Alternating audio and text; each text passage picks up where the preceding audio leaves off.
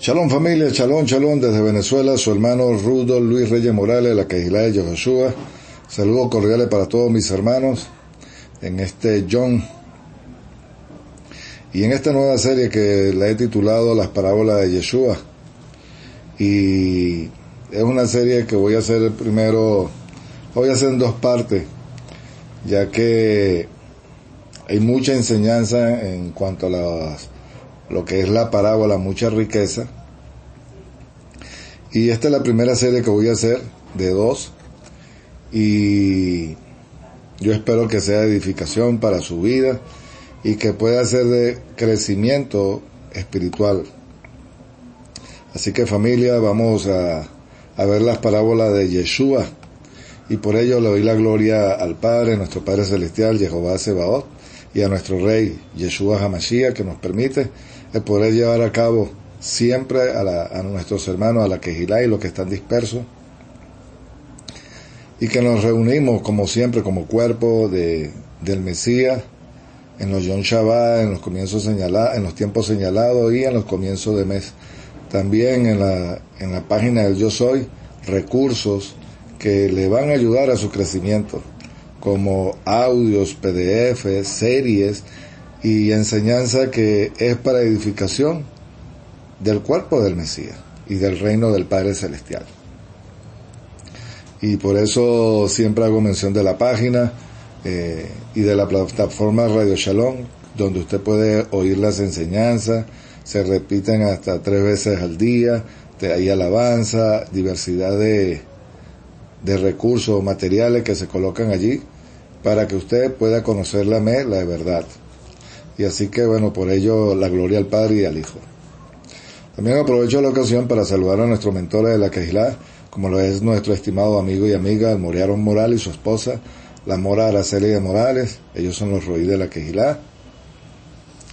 Y le doy gracias al Padre por la vida de ellos, porque ellos son también parte de nosotros en cuanto a lo que es alimento, cuidado, y cuando digo alimento me refiero a enseñanza también, y al cuidado de mantener a las ovejas gordas, como decimos nosotros aquí, con una buena alimentación. Así que bueno familia, vamos a dar inicio a las parábolas de Yeshua, y como dije que la voy a hacer en dos partes.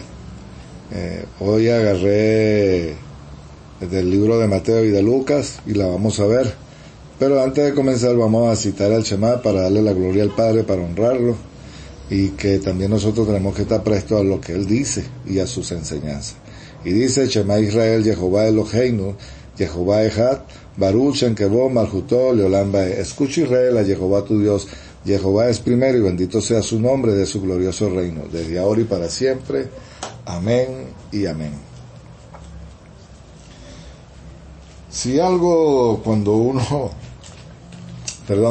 está conociendo o está retornando, independientemente de lo que profesamos anteriormente o la fe que teníamos, y sin embargo en lo particular, en personal, había cosas que las entendía pero no tan claro ahora, y es por el tipo de conocimiento, y cuando uno empieza a ver las cosas en su contexto, en su cultura, y uno empieza a buscar y a indagar información, por supuesto la riqueza se hace visible, palpable, uno la disfruta, y por supuesto es de entenderlo de la manera yéndonos a la época, porque si algo tiene el pueblo de Israel era las enseñanzas que había en el primer siglo, los tópicos, los temas que se tocaban y que se vivían en el tiempo de Roma, y que sin embargo siempre ha sido un lenguaje digamos que simbólico, donde se utilizan el Kal Vaomer, se utiliza la epírbole, que es como algo que se cuenta la verdad, pero cuando se utiliza la epírbole es algo, digamos que exagerado, pero que también lleva su verdad.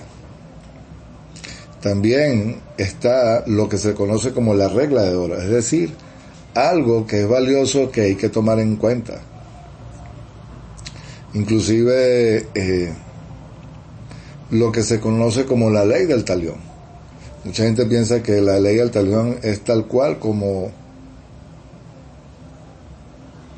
se le conoce en el mundo occidental, que si tú de repente por un accidente, estoy poniendo un ejemplo, te golpeas un pie y vamos a suponer tuviste una fractura, entonces había que hacerle lo mismo a la persona que te causó el daño.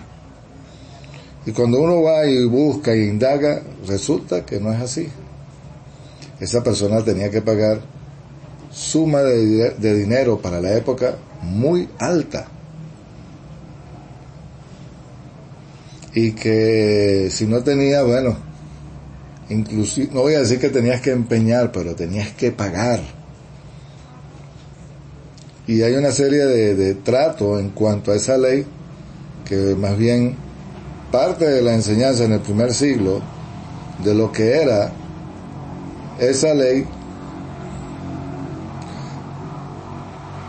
poco se utilizaba, pero había enseñanza en cuanto a ella. Recordemos que las clases sociales eran muy marcadas. El esclavo no tenía tierra, tenía su familia, pero tenía un dueño.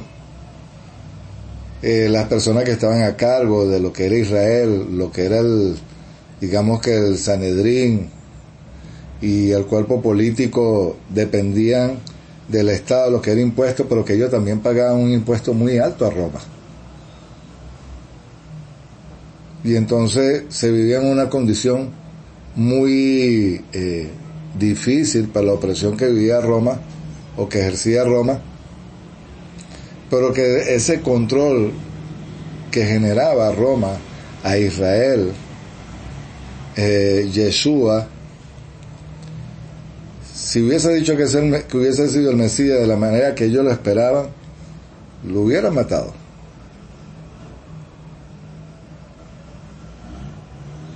Y que cuando Yeshua empieza a hablar o darse a conocer en el pueblo, en la nación, porque era su tiempo,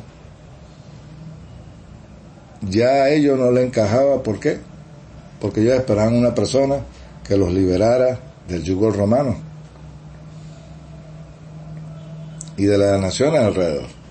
Ese es el Mesías potencial que ellos esperaban. Hoy por hoy, ya ellos entienden que él tenía que venir como el Mesías Ben Yosef, que iba a venir en dos etapas. Una como Mesías sufriente, como se le conoce Ben Yosef, lo que vivió José en Egipto, y el otro cuando venga como Ben David, como el rey triunfante. Y esa es la segunda venida del Mesías. Entonces, él cuando aparece, él empieza a hablar un lenguaje que ellos conocen. Yeshua no habló nada desconocido o que ellos nos conocieran, para el poder darse a conocer. Y que todas las enseñanzas, sus milagros, todo lo que hizo, está relacionado con un rey, con la función, digamos, la parte que tenían que llevar los sacerdotes, la parte política, que era el Sanedrín también, que lo conformaba, que él habló de lo que es justicia, bondad, honor, quería restaurar la condición del hombre, y que hay una reciprocidad a la hora de tú trabajar para un rey. Tienes beneficio.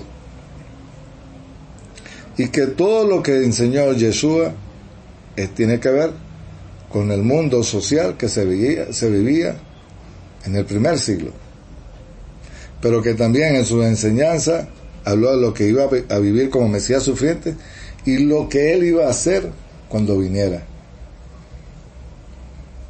y que cuando aparezca por segunda vez, él inclusive dejó enseñanzas. Yo quiero, por lo menos la que escogí ahorita para este tiempo, yo quiero ir al libro de Mateo, capítulo 7, y es el verso 24.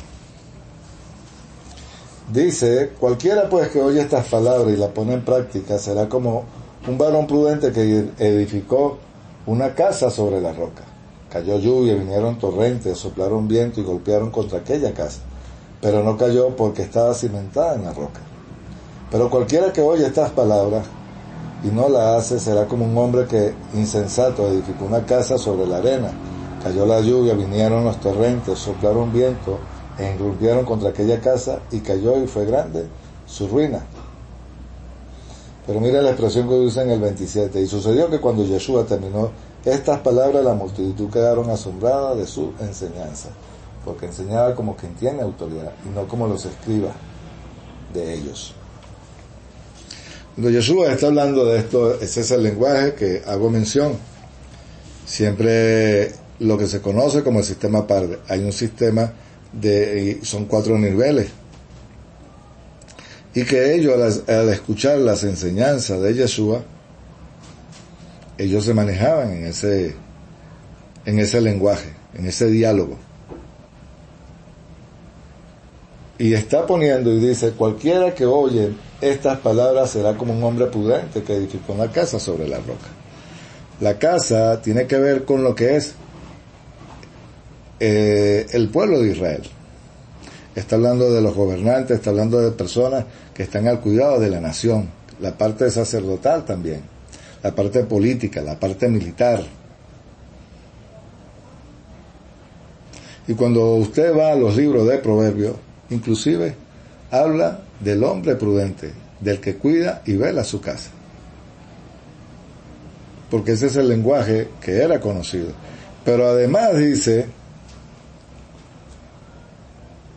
que vinieron lluvia y vinieron vientos. Cuando viene lluvia es sinónimo de bendición, pero que también cuando viene lluvia, digamos que es la parte que pudiera ser un juicio. Pero que esos torrentes que está diciendo también tienen que ver con naciones que siempre han querido o han atacado al pueblo de Israel. Mares, ríos, el mar está asociado a las naciones, los ríos también tienen que ver con gente, pero gente que está ahí en la tierra. Y cuando nombra, o alrededor de Israel, pero cuando nombra, digamos que los mares tienen que ver con naciones que están en, digamos, puede ser Europa, puede ser Asia, puede ser Norteamérica. Estoy hablando de un tiempo presente, pero que vamos a irnos a trasladarlo a la época. A eso se refieren los mares, los ríos, los vientos. Los vientos juegan un papel importante en la cultura de Israel. Inclusive Yeshua dijo: ustedes ven el tiempo y dice, hoy va a llover, hoy va a haber sol, hoy va a estar nublado, y no pueden discernir los tiempos. En el que yo venía, era él. Pero si vamos a los vientos, usted puede ir cuando José le interpreta los sueños a Faraón, o Joseph. ¿Qué dice? Que él veía subir 7 vacas gordas y después 7 vacas muy feas, de un aspecto horrible. Y dice que veía una espiga con 7 espigas, o sea, con ramitas a los lados, y que era bonita, gorda, pero vino un viento solano. Los vientos también vienen acompañados con juicio. Y cuando está hablando de viento, está referencia a eso. Porque los vientos que está yendo a la casa de Israel, o lo que es el pueblo de Israel, ¿producto de qué? Lo hemos dicho, y no con esto estoy diciendo que, no me refiero en cuanto a maldad. Bueno, ya sabemos la historia, ellos han sido dispersos, ellos han tratado de desaparecerlo, pero no van a desaparecer porque eso es parte de la promesa y nosotros estamos injertados allí en esas promesas, por los méritos que hiciera Yeshua y promesa que se le hizo a Abraham. Entonces los vientos también juegan un rol importante. Cuando él está hablando de viento, está hablando de una condición que es desfavorable al pueblo de Israel. Porque él está hablando, pero la casa fue edificada sobre la roca. La roca es él. Que independiente de los problemas que iba a tener la casa de Israel, pero que si ponían su confianza en Él, dice que van a venir vientos, lluvias, truenos, relámpagos, ríos, mares. Pero si lo ponen a Él y empiezan a clamar al Padre que Él es el Mesías, las cosas pueden cambiar.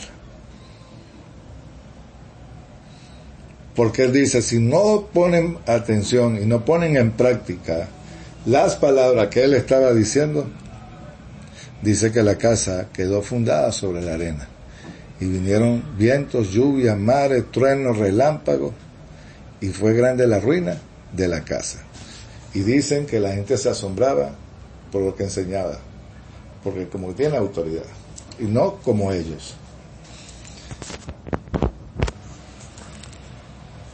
El problema, cuando se refiere a ello, voy a poner un ejemplo. Y es en el tiempo cuando el profeta acá tenía unas personas que estaban profetizando que supuestamente él fuera una guerra que le daba una gran victoria. Llegó uno y le dijo, si tú vas a esa guerra, y empezó a decirle y a profetizar, a eso se está refiriendo. Poner la confianza en alguien que no están haciendo las cosas plenamente bien, eso trae consecuencias. Y eso es lo que iba a vivir el pueblo de Israel. Y la gente que estaba oyendo sabía lo que estaban diciendo. Si la casa quiere permanecer, la casa tiene que prestar atención a la palabra que dijo Yeshua. Que si ponen su confianza en Él. Miren,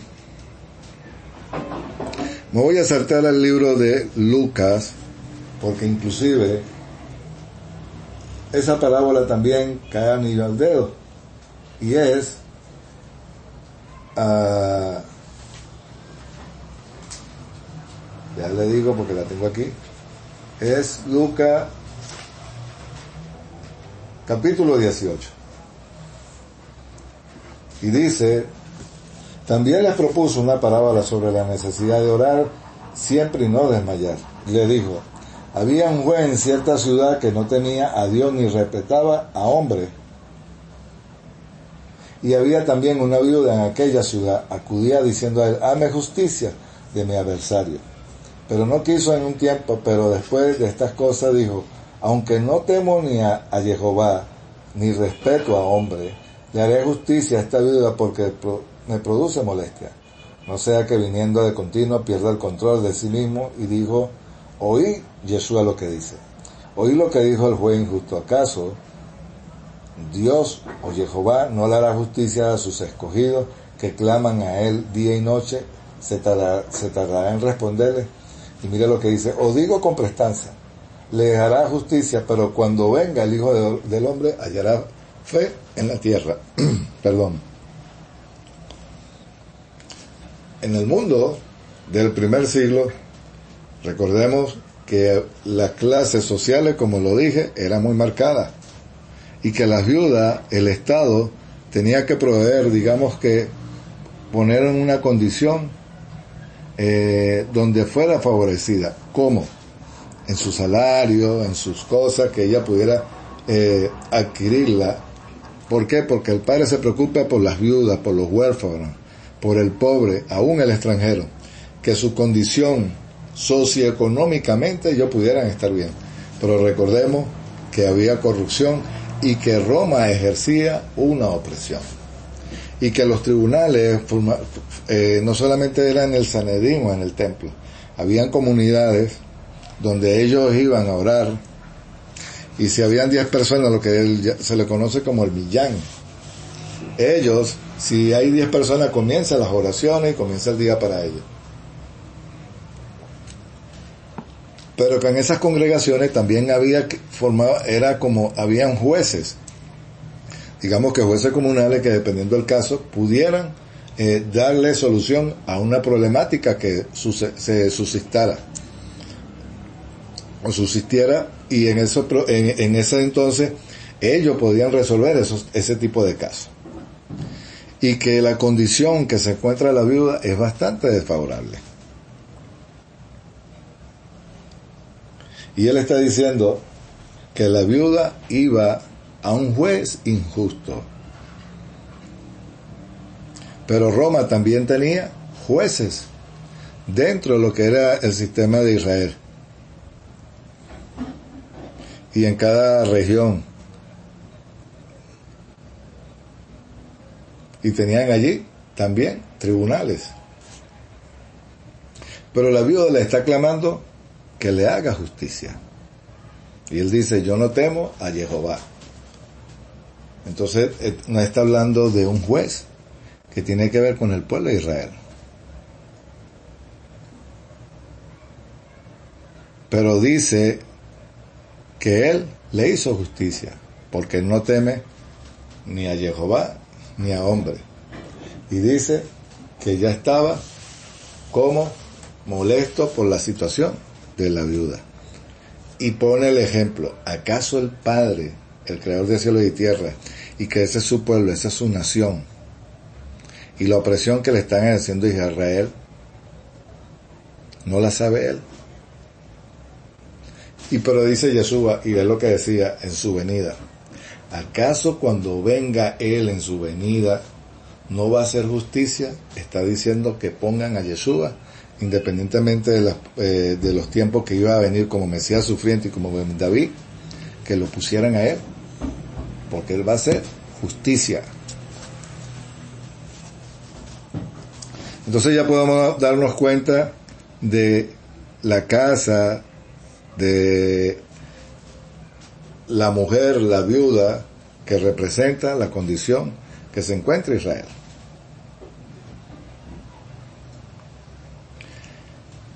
Vamos a regresar al libro de Mateo. Vamos allá al libro de Mateo, capítulo, creo que es el 13. Déjenme un momentico porque la tengo aquí anotada, voy para adelante, para detrás, pero no importa. Lo importante es lo que se está compartiendo y que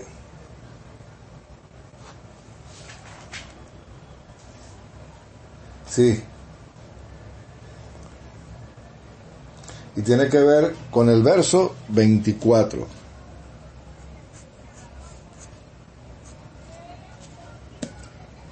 Mateo 13, verso 44, es la cosa.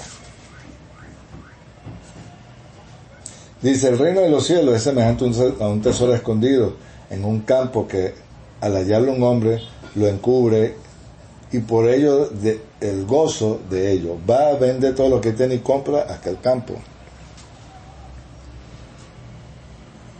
Y también dice, la perla preciosa también, el reino de los cielos es semejante a un mercader que busca buenas perlas. Cuando encontró una perla muy preciosa, fue, vendió lo que tenía y la compró.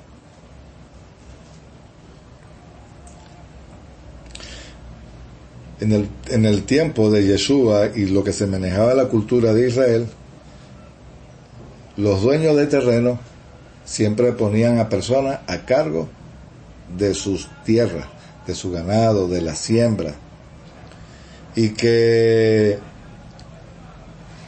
normalmente ellos siempre iban de viaje para hacer negocios. Pero aquí está hablando de un tesoro escondido en un campo. Y normalmente los campos tenían, la gente cuando tenía riqueza las escondía. Y también en las paredes de las casas, en el primer siglo y en el tiempo de Israel, ellos en las paredes tenían, digamos que hacían un hueco y ahí guardaban sus pertenencias. Hacían dibujos, ponían una tela o ponían algo que cubriera, porque era ahí donde ellos guardaban su dinero. O las cosas que tuvieran, prendas. Y que cuando uno se conseguía lo que está diciendo aquí, un tesoro escondido en un campo. Dice que este hombre vende todo lo que tiene y compra aquel campo.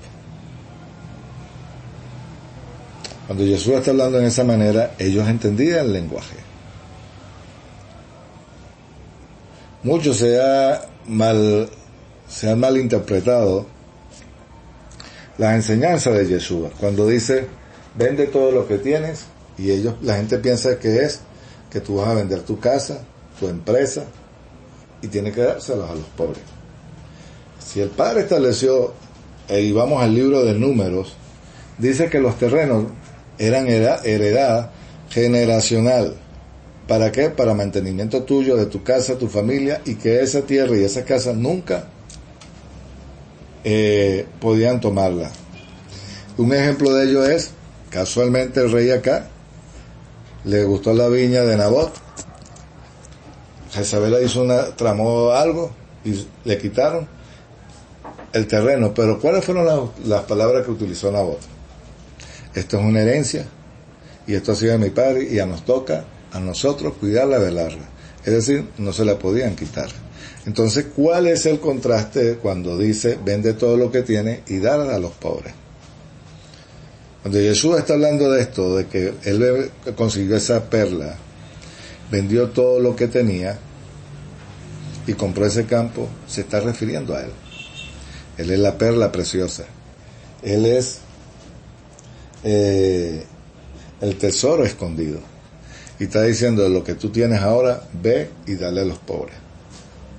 Pero lo que tienes ahí en ese momento, que vas a vender y siembres en ello. Porque cuando comienzas a sembrar en ello, pero consciente de que Yeshua es ese tesoro escondido y es esa perla escondida, tu nombre está escrito en los cielos. Por tus acciones, por lo que estás haciendo, porque creíste en Él. Y era el tiempo que Él estaba diciendo, yo soy el Mesías. Ahora lo que tú siembres, yo voy a velar por ti. Y cuando dice que compró el terreno y dio todo lo que tenía, es porque está haciendo justicia, bondad, está levantando un honor para la condición social, económica que se encontraba el pueblo de Israel. Y cuando está hablando de la perla preciosa, vende todo y vendió todo lo que tenía, está diciendo, lo que tienes en tu almacén, no está diciendo que vendes el almacén y tú te quedes sin casa, sin empleo, no, que vendas, eres consciente del Mesías y empiezas a sembrar. Y que lo que está diciendo también está asociado y viene de la mano el conocimiento, porque estás creciendo y estás, como quien dice, te estás actualizando. Ellos, es como cuando yo salí del cristianismo. Yo tuve que desaprender para aprender. Ese es el tesoro escondido. Esa es la perla preciosa. Y también tiene que ver con el conocimiento. Y que tú al dar a los demás lo que tú tienes, que tienes este conocimiento para darlos a otros, tú estás repartiendo. Y tiene que ver con lo que estoy diciendo. Familia, las enseñanzas de Yeshua no fueron difíciles.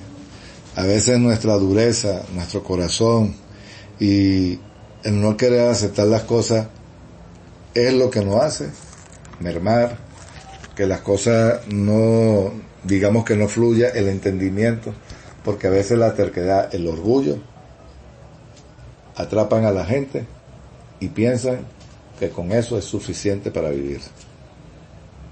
Y yo creo que no es así.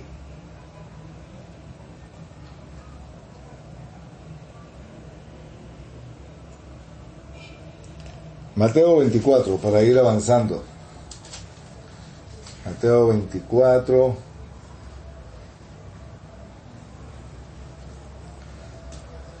Y es en el tiempo de su venida. Fíjense, en Mateo 24 está hablando de la condición de lo que iba a vivir los últimos tiempos la humanidad, e incluso Israel. Y está hablando de lo que le iba a suceder cuando él ya no estuviera. Y en las condiciones que se iba a conseguir el mundo. Pero, mire lo que sucede. Que es lo que a mí me impresiona.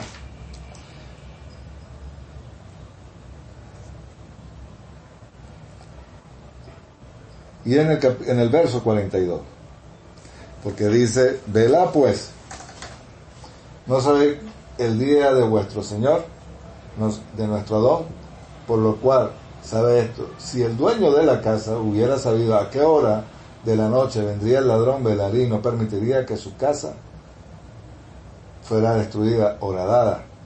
Por eso nosotros también estar preparados, porque el Hijo del Hombre viene a la hora que no penséis. ¿Quién es pues siervo prudente, el cual el Adón lo puso sobre su servidumbre, para que le dé alimento a su tiempo? ¿Y qué dice? Bienaventurado aquel siervo que cuando llegue su Señor lo haya haciendo así. De cierto digo que lo pondrá sobre muchos bienes, pero si aquel siervo es malo y dice en su corazón, mi Señor tarda, comienza a golpear a su consiervo, come, bebe y se emborracha, vendrá el Señor de aquel siervo en aquel día que no guarda la hora que no conoce, lo castigará severamente y le señalará su parte con los hipócritas. Así será el llanto y el crujir de dientes. Volvemos otra vez al Señor de la casa. Está hablando de Israel. Y está hablando de quienes llevan en sus hombros la responsabilidad de cuidar al pueblo de Israel. Y dice del día y la noche. Pero cuando utiliza la expresión ladrón en la noche, porque normalmente eso es lo que sucedía. De noche, el mundo espiritual trabaja y la maldad trabaja. Y cuando la gente duerme, ellos están despiertos y hacen sus ataques. Pero el día y la hora nosotros sabemos que es en el tiempo del otoño. Porque Él está diciendo cuando venga su Señor, cuando venga Él. Y cuando está diciendo que empieza a maltratar, a golpear, no solamente era el maltrato que podía haber cuando un hombre cuidaba, que era el dueño de tierra, y a sus consiervos, está diciendo la gente que trabaja, lo maltrata. Pero en este caso también está hablando de una condición socioeconómica, opresión a un pueblo, a la viuda, al pobre, al huérfano, al pueblo como tal. Y él, en su condición, digamos, en su estatus, que eran los senadores patricios que había de la época, no velaban y cuidaban como deberían de ser. Había opresión. Y a eso se está refiriendo cuando él dice que come y bebe. Y eso es una vergüenza. Cuando Jesús inclusive dice, porque me tienen a mí como bebedor, glotón y comedor. Porque las personas, cuando no son conscientes y piensan que el mundo le pertenece y no viven de acuerdo a los principios, a eso hace referencia, bebedor y comedor y glotón. Y es una vergüenza para una familia. Pero aquí come, bebe y él está en una posición, tiene banquete, pero cuando venga su Señor, es ahí el problema. Es ahí el problema.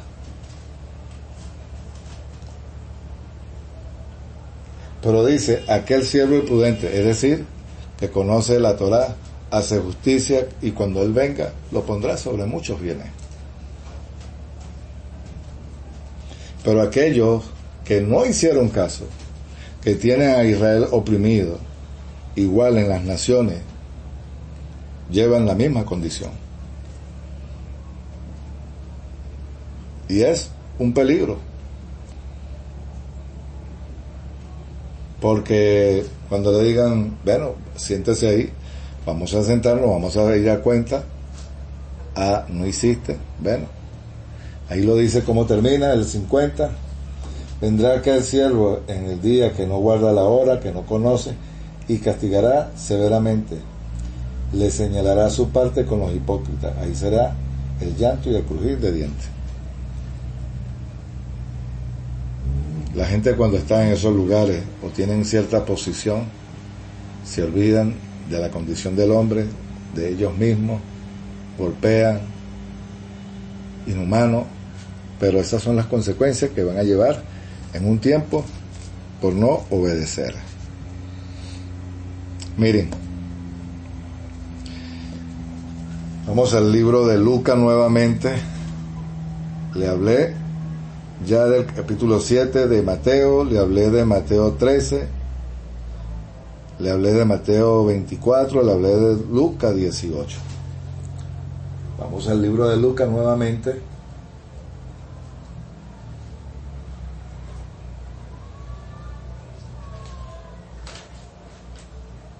Y es en el capítulo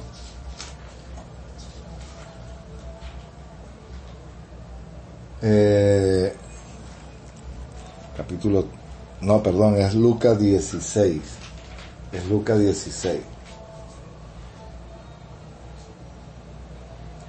Deme un momentico la cita, que estoy aquí.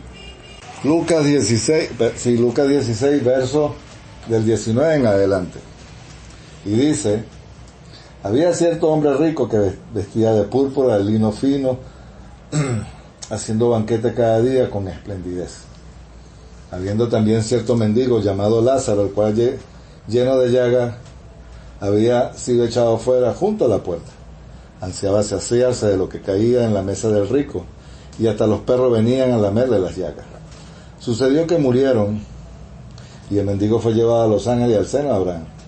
También el rico murió y fue sepultado.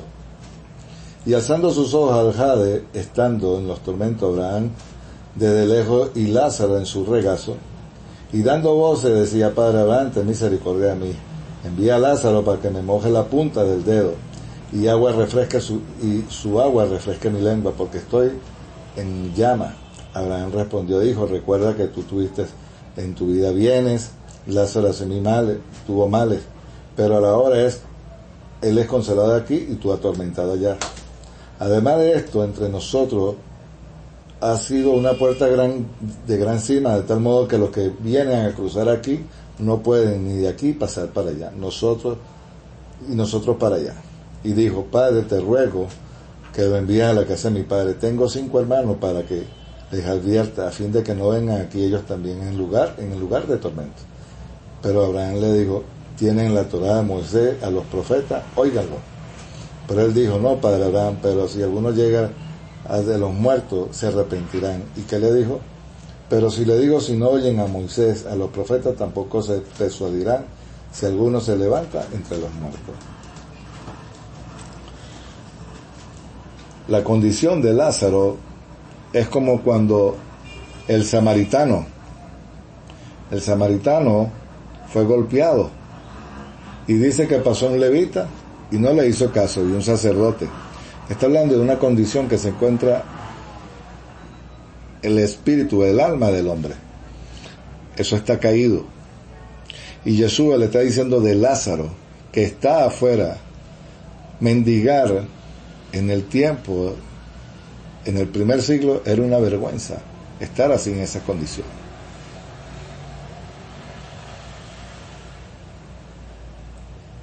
Y cuando Yeshua utiliza las llagas, es la condición del hombre, que es una pobreza espiritual, con una condición social que se encuentra.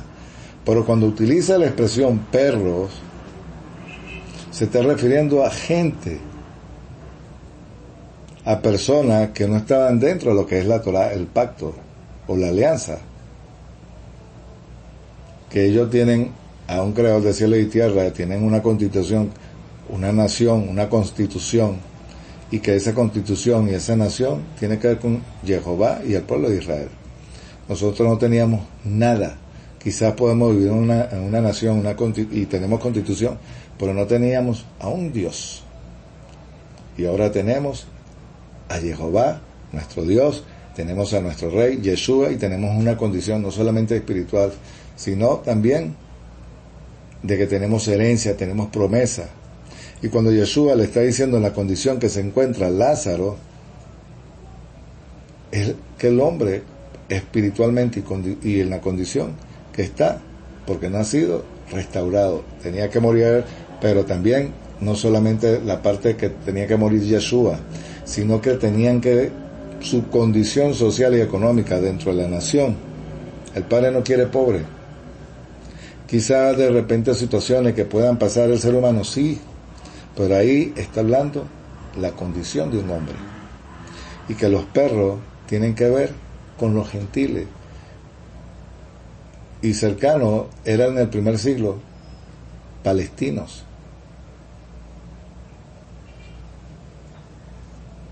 Inclusive quienes vivían ahí en esa zona, palestinos y judíos. Pero judíos en el sentido cuando ellos fueron, dispersos, y se le consideraba como samaritanos, que no guardaron la Torá debidamente, pues. Y esa condición que se encuentra Lázaro habla de la raza humana, habla a los perros de la raza humana, el gentil. El que tiene el banquete todos los días tiene que ver con el liderazgo. Usted se acuerda de Job, dice que sus hijos tenían banquetes todos los días, y Job se levantaba todos los días a hacer un sacrificio por sus hijos, y decía, para que no pequen delante de Jehová, porque las condiciones y la diferencia de clase social eran muy marcadas, y el que tenía una condición que podía hacer banquete, y está hablando de que se vestía de púrpura. No solamente está hablando del liderazgo, está hablando de una posición, pero dice que ambos murieron, y uno no podía pasar, y dice, Padre Abraham se acuerda que está en el lugar de tormento. Dile, aunque sea al mendigo, que me dé un poquito de agua, para que calme mi sed. Nosotros estamos entendiendo esto hoy por hoy. Ya tenemos agua, pero le está poniendo una condición, una llamada, una parábola, para que se den cuenta de que él era el hombre, Yeshua, de los cuales está escrito en la Torá de Moisés y en los profetas, de que él iba a venir. Yeshua le dijo, el Padre le dijo a Moisés, vendrá uno como tú, a él le escuchan, era Yeshua. Y dice que el hombre que tenía banquete, que estaba atormentado, le dice, déjame ir a mi casa, tengo 5 hermanos. Qué casualidad, la Torá son 5 libros. Y que esos 5 hermanos muy bien pudieran representar la Torá. Bueno, la tienen. Y dice, aunque yo me levante de los muertos, dice que no se van a persuadir. Jesús se va a levantar, o se levantó. Se levantó y va a venir. La cosa es que se va a poner crítica para aquellos que no creen en él, o no creyeron. Y dice, pero déjame ir. Y Jesús le dijo, ahí tienen a la Torá de Moshe, y tienen a los profetas que hablan de mí. A él, escúchenlo. A la Torá, óiganla. Le está diciendo el contraste del gentil, ellos, y que él era el hombre. Familia, esta es la primera parte de las parábolas de Yeshua. Espero que haya sido de su agrado, pero que sobre todo usted y yo estamos aprendiendo, estamos creciendo, familia.